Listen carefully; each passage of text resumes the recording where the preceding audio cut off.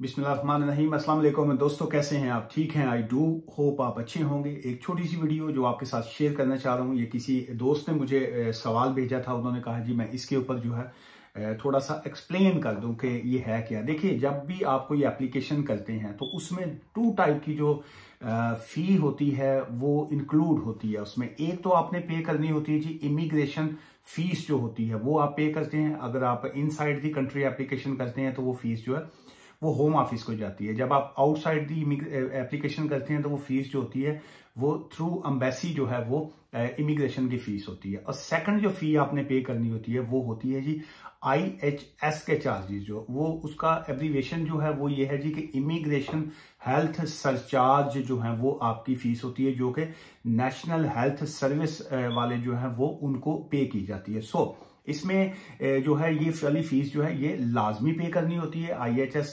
Charges जो हैं, और या आप एग्जेम्प्टेड हो। वो एग्जेम्पशन का तरीकेकार ये होता है कि आप एक फी वेवर की एक एप्लीकेशन डालते हैं, तो अगर आपको वो फी एग्जेम्प्ट कर दें तो फिर ऑब्वियसली आपको पे नहीं करनी पड़ती। अदरवाइज जो है वो फीसें जो है ये दोनों आपको देनी पड़ती हैं। एक तो ये चीज होगी। अच्छा, इसी से रिलेटेड एक फर्दर एक पॉइंट था कि इसमें जब आपने IHS की फीस आपने पे जब कर दी, आपने NHS की फी पे कर दी, तो क्या आपका ट्रीटमेंट या जो भी आपका मेडिकल होगा वो सारे का सारा आपने ऑलरेडी पे कर दिया, तो क्या वो आपका फ्री होगा? नहीं। देखिए, उसमें सिर्फ ये जो आपने जब NHS की या IHS की जब फीस पे करते हैं तो उसमें सिर्फ वो जो उनका आपको कंसल्टेशन आप कह लीजिए, जो उनके साथ NHS की रजिस्ट्रेशन आप कह लीजिए, डॉक्टर जब आपको फ्री में देखते हैं, आप फ्री मेडिकल जो है इनका ले सकते हैं, डॉक्टर के पास जाएंगे, सर्जरी में जाएं इनके, ये सारा कुछ जो है ये कंसल्टेशन की हद तक फ्री होता है। लेकिन आपने इनकी जो बाकी फीस होती है, जो जैसे प्रिस्क्रिप्शन की फीस है वो आपने पे करनी होती है। इसमें अगर आप डेंटल केयर जो है वो अगर आप लेंगे वो आपको पे करना होगी सेपरेट। जो आई केयर अगर आप लेते हैं तो वो आपको सेपरेट पे करना होती है। इसके अलावा ये जो किसी भी तरह का और कोई ट्रीटमेंट, आप कोई सा भी ट्रीटमेंट करवाएं तो वो आपको सेपरेट उसका पे करना होता है। ये जो सिर्फ IHS फीस होती है, इसका ये मेन पर्पज आपका UK का नेशनल हेल्थ सर्विस के साथ रजिस्ट्रेशन होती है, नंबर 1, और सेकंड उनकी कंसल्टेशन की हद तक होती है।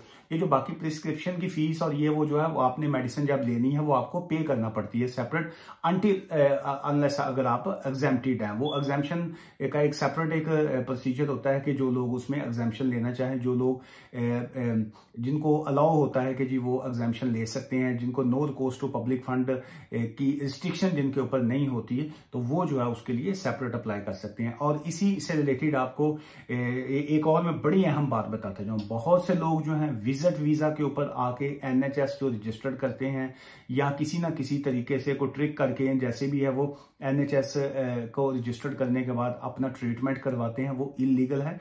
चूंकि जो विजिटर वीजा पे आते हैं उनको NHS या मेडिकल जो है वो अलाउ नहीं है। वो उसके लिए उनको प्राइवेट ट्रीटमेंट, अगर कोई इमरजेंसी किसी की है तो वो प्राइवेट ट्रीटमेंट करवाएं तो वो सेपरेट है।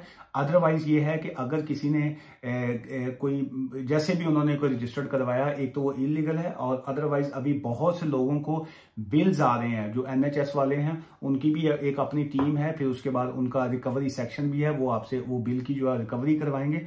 और बहुत से लोगों को जो है बड़े बड़े लंबे चौड़े जो है वो बिल्स आ रहे हैं। सो लिहाजा कोई भी इलीगल एक्टिविटी जो है वो मत किया करें, क्योंकि अदरवाइज जो है उसको आप ही को फेस करना पड़ता है। दुआ में याद रखिएगा।